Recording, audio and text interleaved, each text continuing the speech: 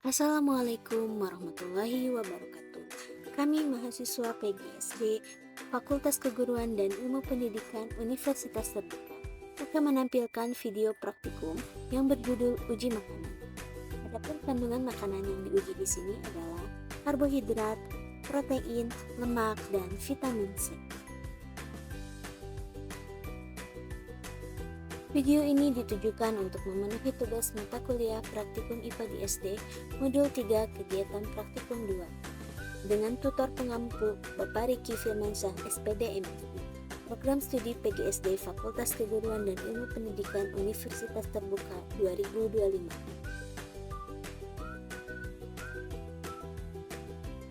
Adapun anggota kelompok kami terdiri dari Sonia Salama, Tita Kusnia, Emma Dewati F, Sumartini, dan Nila Fitriawati.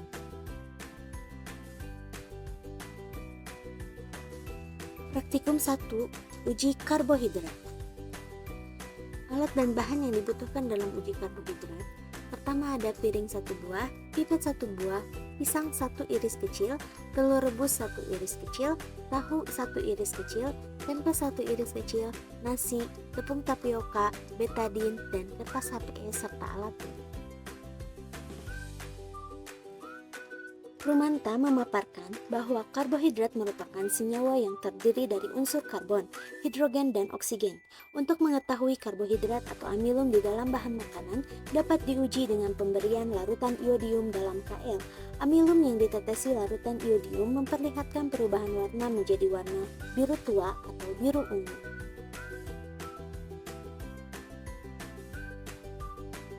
Untuk langkah kerja pertama, kami siapkan terlebih dahulu larutan tapioka yang diteteskan oleh betadin hingga warnanya ungu kebiruan sebagai larutan pembanding.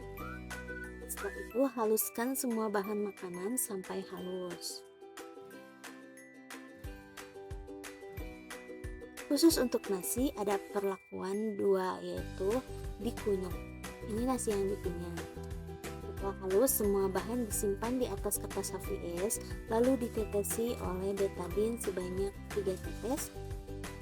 Lalu dilihat reaksinya apakah ada perubahan warna atau tidak.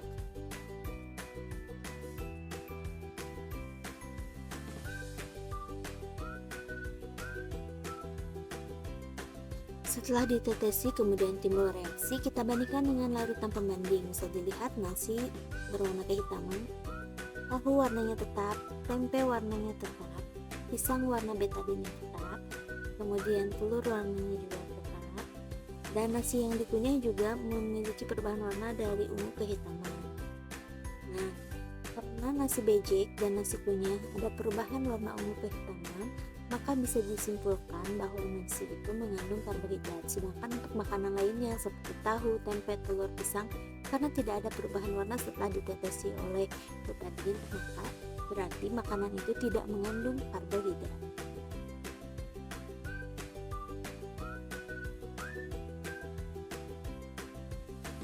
Ini adalah perbandingan hasil bahan makanan sebelum ditetesi betadin dan sesudah ditetesi oleh betadin.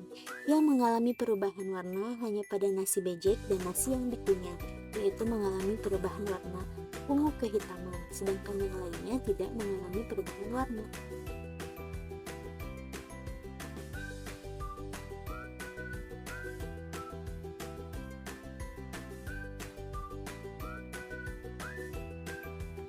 Praktikum 2.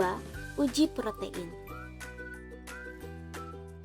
Alat dan bahan yang dibutuhkan: piring plastik 1 buah, pipet 2 buah, lilin dan korek, telur rebus 1 iris kecil, sendok besi 1 buah, tahu 1 iris kecil, tempe 1 iris kecil, larutan HCl atau cuka, rambut 2 helai, dan stopwatch.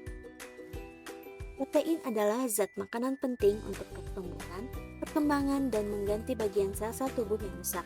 Keberadaan protein dapat diuji dengan cara membakar bahan makanan yang akan diuji. Bahan makanan yang mengandung protein jika dibakar dapat mengeluarkan bau yang tidak enak seperti bau rambut terbakar. Bau tersebut menandakan bau dari protein yang terbakar. Oleh karena itu, pengujian protein kali ini akan dilakukan dengan 2 cara. Pertama dengan cara tetes, kedua dengan uji bakar. Langkah kerja pertama yaitu masukkan dulu semua bahan makanan yang sudah dihaluskan ke dalam cup plastik.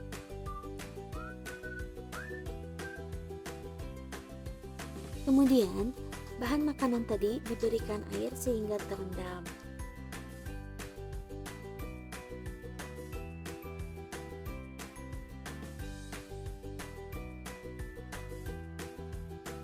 Kemudian, setelah semua bahan makanan terendam, dimasukkan ke dalam cup tersebut beberapa tetesan dari cuka, yaitu sebanyak 5 tetes.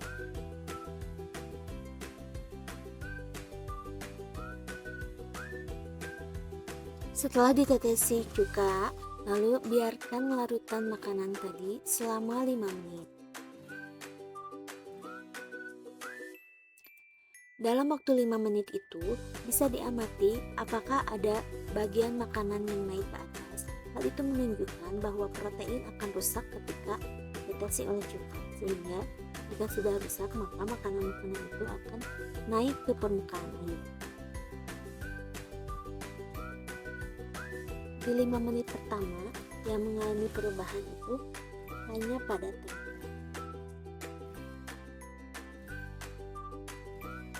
Kami lakukan pengamatan hingga ke 5 menit kedua atau selama 10 menit.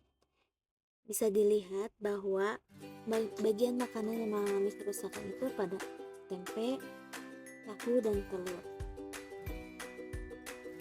Pengamatan ini kami lakukan 2 kali 5 menit atau 10 menit dan 2 kali tetesan. Nah, berikut hasil uji tetes protein di 5 tetes pertama yang mengalami perubahan hanya tempe, tapi di 10 tetes kedua, yaitu yang mengalami perubahan ada telur, tahu, dan di uji kedua, kami melakukan uji bakar dengan langkah pertama yaitu melakukan pembakaran pada 2 helai rambut sebagai aroma pembanding. Setelah itu kami panggang seluruh bahan makanan menggunakan sendok di atas api. Asapnya kami hirup dan aromanya dibandingkan dengan bau rambut yang terbakar, apakah sama atau tidak. Jika sama berarti bahan makanan tersebut mengalami atau mengandung protein. Berdasarkan pengamatan yang kami lakukan, hanya beberapa makanan yang bau menyengatnya sama seperti bau rambut yang terbakar. Namun beberapa makanan tidak tercium bau menyengat seperti bau rambut yang terbakar. Yang tercium bau menyengat seperti telur, tempe, dan tahu. Untuk pisang dan nasi tidak ada bau. Berikut hasil uji bakar protein. Pertama, nasi tidak ada aroma bau. Tahu juga bau terbakar tapi tidak terlalu menyengat. Pada tempe dan telur ada aroma bau sama seperti rambut terbakar. Sedangkan pada pisang, aromanya tidak menyengat seperti bau rambut terbakar. Berarti yang mengandung protein hanya tahu, tempe, dan telur. Praktikum 3. Uji lemak. Alat dan bahan pada uji lemak: pertama piring plastik, pipet 2 buah, kertas HVS, sendok besi 1 buah, kemiri 1 butir, kare pasta 1 sendok, minyak goreng 5 ml, tahu 1 iris kecil, tempe 1 iris kecil, lilin, dan korek.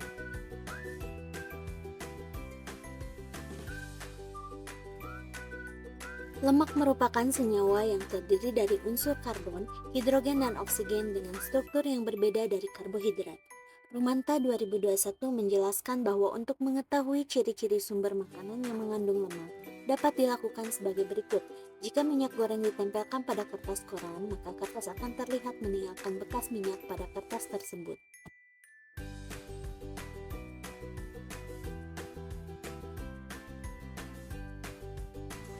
Untuk uji pertama yaitu uji oles, kami oleskan seluruh bahan makanan di atas kertas HVS seperti minyak goreng, kemiri, kara pasta, dan beberapa makanan lainnya. Sebagai pembanding, kami mengoleskan juga nasi, tahu, tempe, dan telur di atas kertas HVS untuk membandingkan mana makanan yang berlemak dan tidak berlemak.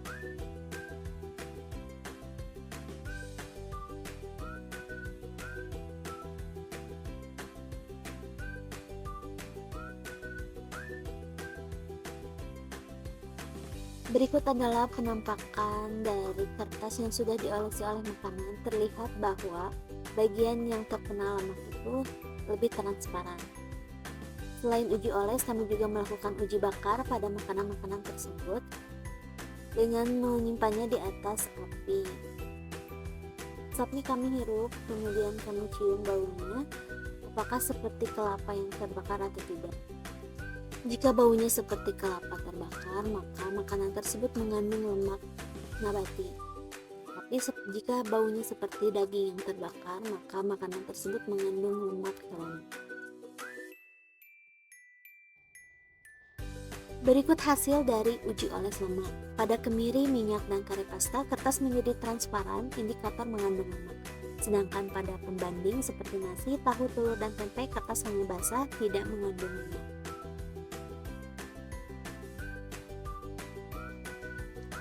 Untuk hasil uji bakar lemak, pada kemiri, minyak, dan kare pasta, wangi seperti minyak, mengandung lemak nabati.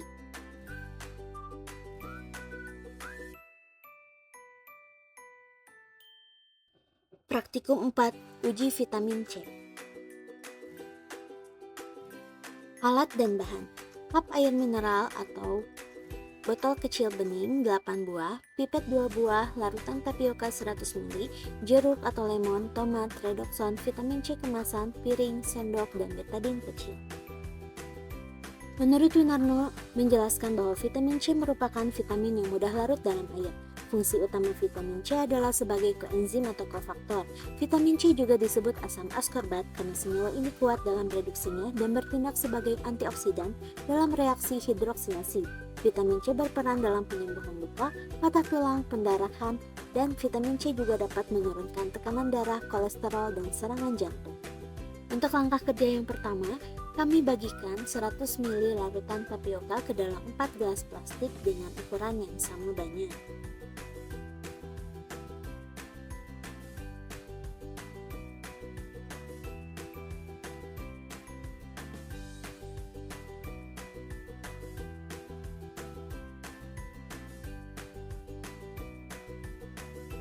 Kemudian larutan tapioka tersebut masing-masing diberikan 5 tetes betadine. Kemudian kocok hingga larutan larut menjadi warna keunguan.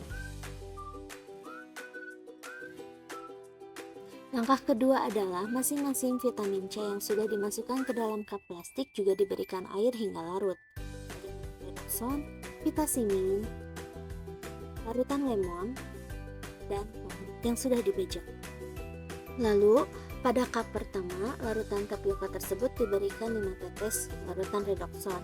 Pada larutan kedua, diberikan 5 tetes larutan vitamin, dan larutan ketiga diberikan 5 tetes larutan lemon, serta larutan keempat diberikan 5 tetes larutan tomat.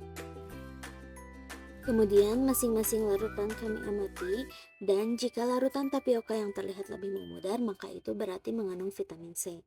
Lalu jika tidak ada perubahan, maka kami tambahkan lagi tetesan berikutnya sesuai dengan porsi yang sama.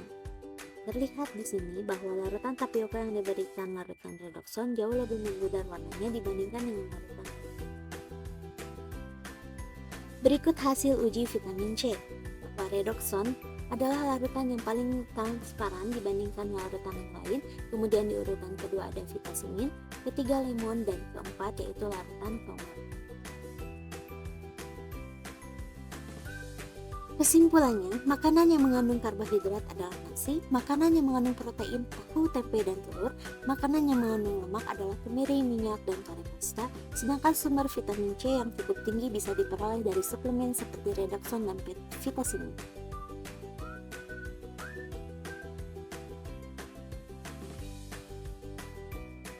Demikian praktikum yang sudah kami lakukan. Terima kasih sudah menyaksikan video kami. Wassalamualaikum warahmatullahi wabarakatuh.